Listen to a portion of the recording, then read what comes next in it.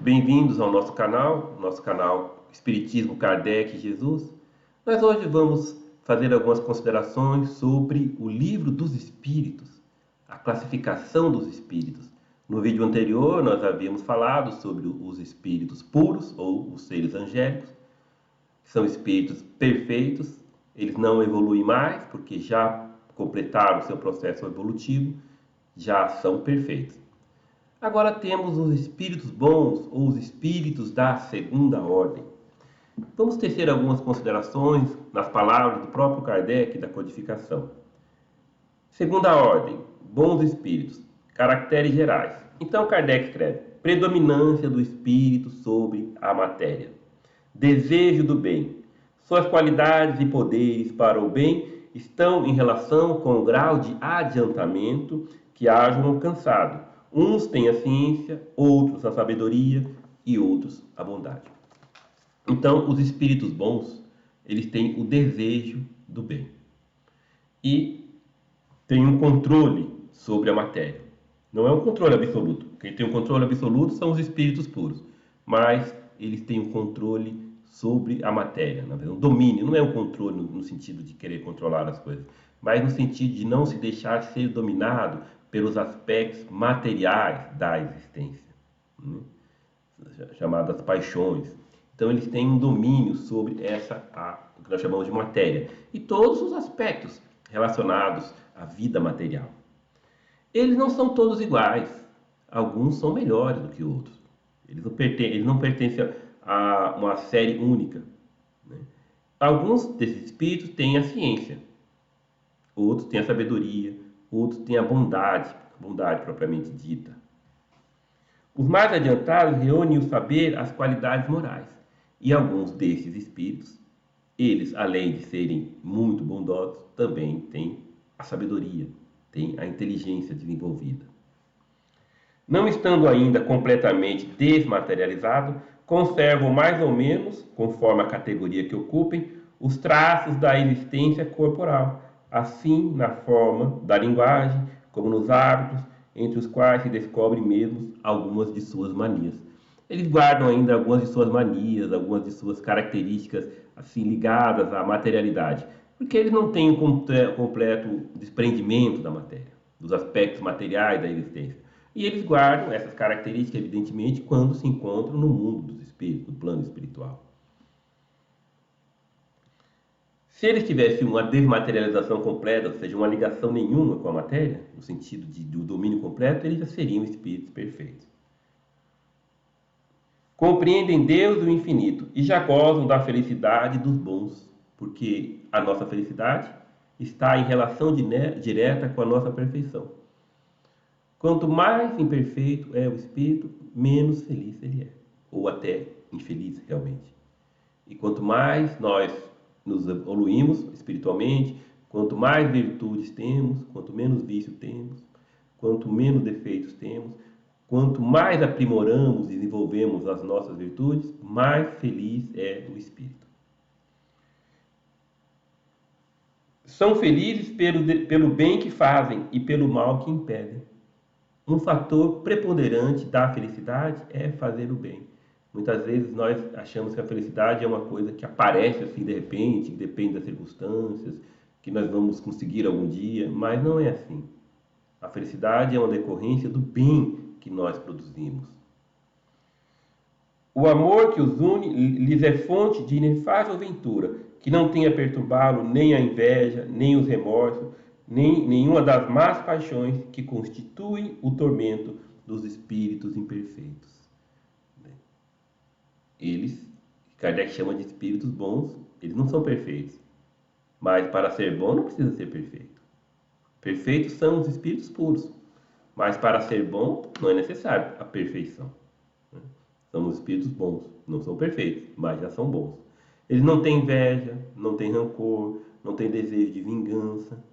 Então você poderia dizer, isso é difícil. É verdade, não é comum. Isso é pouco comum na Terra.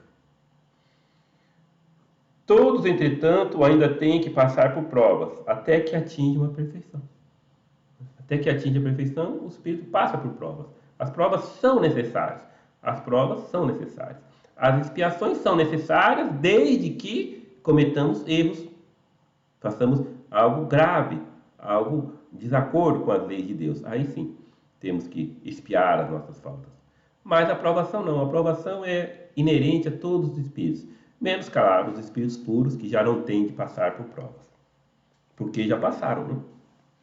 Como espíritos suscitam bons pensamentos, desviam os homens da senda do mal, protegem na vida os que lhes mostram dignos de proteção e neutralizam a influência dos espíritos imperfeitos sobre aqueles a quem não é grato sofrê-la.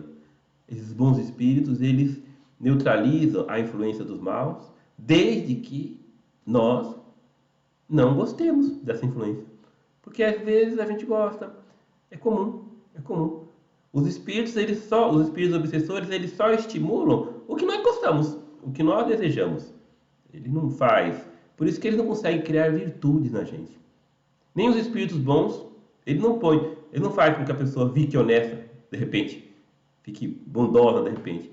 Eles não têm essa capacidade, né? E os espíritos maus, ou os espíritos imperfeitos, alguns não são propriamente maus, mas são zombeteiros, perturbadores, né? Eles estimulam as nossas más tendências, as nossas más inclinações.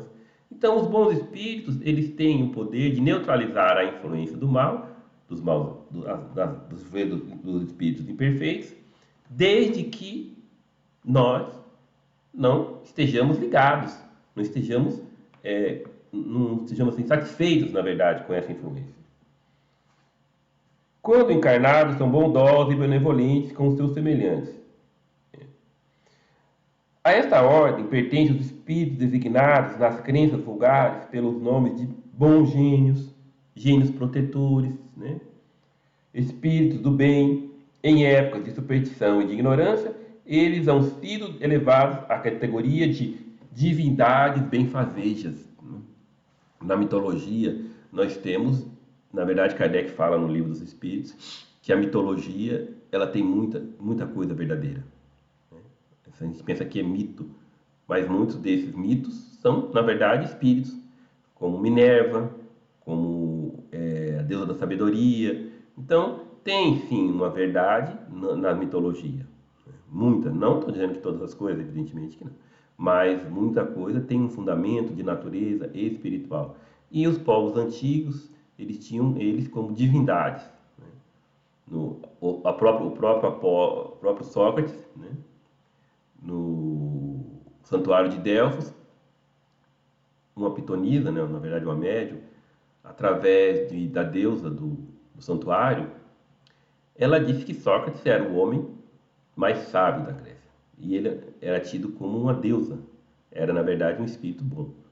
Um espírito de elevadíssima hierarquia. Então, os espíritos bons, eles são divididos. Kardec fez uma divisão didática. Né? Tem a quinta classe, que são chamados de espíritos benévolos. Aí, nessa quinta classe de espíritos benévolos, são espíritos bons. A bondade é neles a qualidade dominante. Aprazem prestar serviço aos homens e protegê-los. Limitados, porém, são os seus conhecimentos. Han progredido mais no sentido moral do que no sentido intelectual. Tem espíritos muito bondosos, mas eles têm mais bondade do que propriamente um entendimento intelectual da vida, né? Não, eles têm esse entendimento, mas é menor. O que os caracteriza é o predomínio do aspecto de bondade, de auxílio ao próximo. É uma das formas de fazer o bem, de se ligar ao bem. A quarta classe são os espíritos sábios. Distingue-se especialmente pela amplitude de seus conhecimentos. São espíritos que têm uma grande cultura, um grande conhecimento. Não quer dizer que quem tem grande cultura seja espíritos bons, né? Mas essa cultura aqui é uma cultura que não é misturada à ideologia, às paixões, é um conhecimento realmente verdadeiro. Preocupa-se menos com as questões morais do que com as de natureza científica, para os quais tem maior aptidão. Então, é o que ele fala, repetido, preocupam-se menos, aliás, com as questões morais. Eles se preocupam com as questões morais, mas eles se preocupam menos. Eles se preocupam mais com as questões de natureza científica. Às vezes, muitos cientistas são espíritos bons. Quando são cientistas que se sacrificaram pela humanidade. que eles têm a ciência como uma atitude de utilidade ao mundo. São apóstolos da ciência. Entretanto, só encaram a ciência do ponto de vista de sua utilidade e jamais dominados por quaisquer paixões próprias dos espíritos imperfeitos. Então, essa é a quarta classe, são os espíritos sábios. Temos a terceira classe, que são os espíritos de sabedoria. As qualidades morais de ordem mais elevada são os que os caracteriza. Diferente dos espíritos sábios, que se ligam mais às questões científicas, eles não. Esses espíritos de sabedoria, eles têm mais um aspecto moral. Sem possuírem conhecimentos ilimitados, são dotados de uma capacidade intelectual que lhes faculta juízo reto sobre os homens e as coisas. Eles já estão um pouco mais avançados do que os espíritos apenas sábios.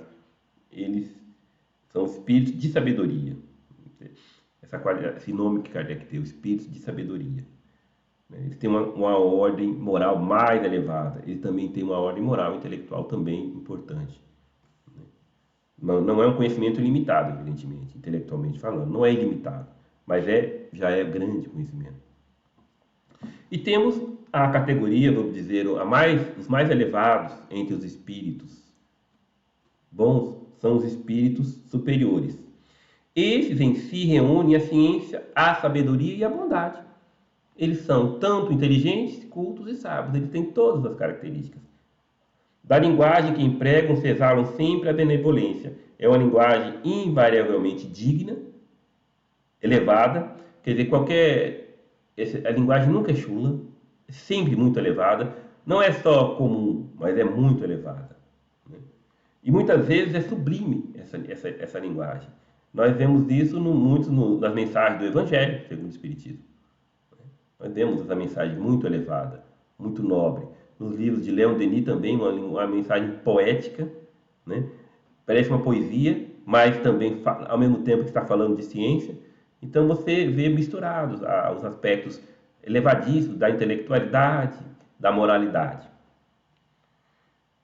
Comunicam-se complacentemente com os que procuram de boa fé a verdade, e cuja alma já está bastante desprendida das ligações terrenas para compreendê-lo. Ele pode se manifestar através de médiuns ou através dos sonhos para as pessoas que já têm um desprendimento maior das coisas terrenas. Eles podem se comunicar com as pessoas muito bondosas, com os idealistas na área da filosofia, na área da ciência, na área da religião, na área da moralidade, não importa qual área seja, mas são pessoas que aqui na Terra encarnam com um grande ideal, eles podem ser, sim, assessorados por esses espíritos chamados de superiores, que é uma das divisões dos bons espíritos. Nós vamos hoje terminando por aqui e mais para frente nós vamos fazendo nossos estudos sobre o Livro dos Espíritos e outros temas que aparecerão com certeza. Boa noite a todos.